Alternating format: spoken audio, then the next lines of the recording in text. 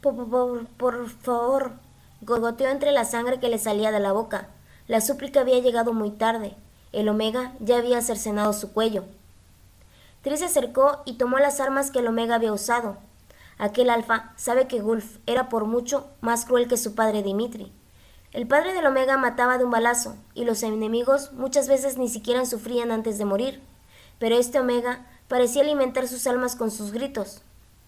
Mientras el Omega se lavaba las manos, terminando de deshacerse del resto de sangre, Tris se acercó con una toalla en mano.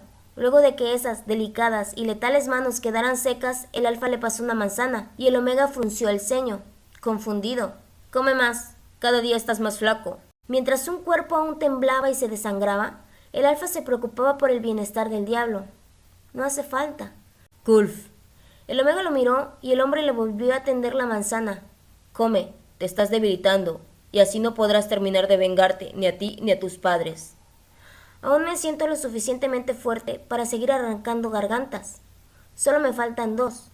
El maldito de Nicolau, por traicionar a mi padre, y ese otro cobarde, que sigue arrastrándose bajo las sombras. Matar un alfa no es fácil.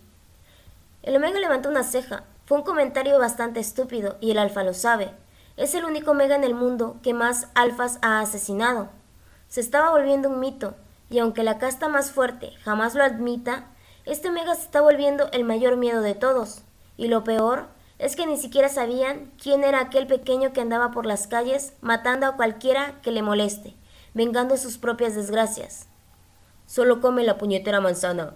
Gulf salió de su nido y buscó entre sus cosas el primer abrigo que encuentre.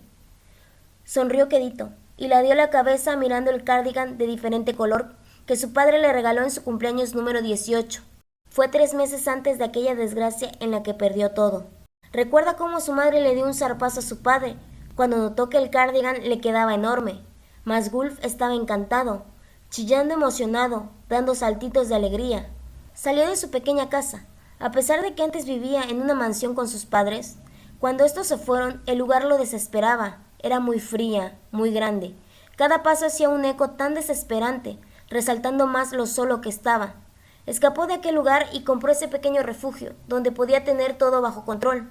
Era una diminuta casa con solo 2 divisiones, su sagrado nido, donde es su habitación, y el resto de ella. Vistió su cardigan de lana y caminó en dirección de aquella cafetería de preferencia, pensando si Miu estará esperándolo como todos los días, dejando su agradable y demandante olor a su alrededor, alejándolo de cualquier otro alfa estúpido que antes de que él apareciera llegaba engreídamente a su mesa liberando asquerosas feromonas con la patética idea de que lo cautivaran. Le gustaba a Miu. Miu, Miu, Miu. El frío viento atravesaba la lana de su colorido cardigan y empezó a tiritar de frío. No le gustaban las chaquetas térmicas, eran demasiado abultadas, no podía moverse cómodamente con ellas. Era un Omega raro. Tenía los millones para pudrirse en los más codiciados y desconocidos lujos, pero seguía en el mismo lugar, siguiendo una aburrida rutina, alimentando un odio inquebrantable, deseando ver cómo se apaga lentamente el brillo en los ojos de esos 2 alfas al momento de morir, y llenarse de orgullo al saber que es él el responsable de ello. El diablo solo era un mal chiste, un sustituto de su trono que se cree merecedor de aquel reino infernal, un payaso que no le llega ni a los talones, una sonrisa invisible. Realmente fue su corazón quien sonrió, pero no se pudo reflejar en sus ojos ni en sus preciosos labios, pero no negaba que se había puesto de muy buen humor. El alfa estaba sentado, con su café negro endulzado con 3 paquetes de azúcar, fingiendo leer alguna revista, haciéndose el tonto al disimular que no ha notado aún su presencia, cuando hace unos segundos lo descubrió viéndolo desde el vidrio de la ventana, con una tonta sonrisa inconsciente, esperando por él, solo por él, como si tuviera esperanzas de que algún día le correspondiera.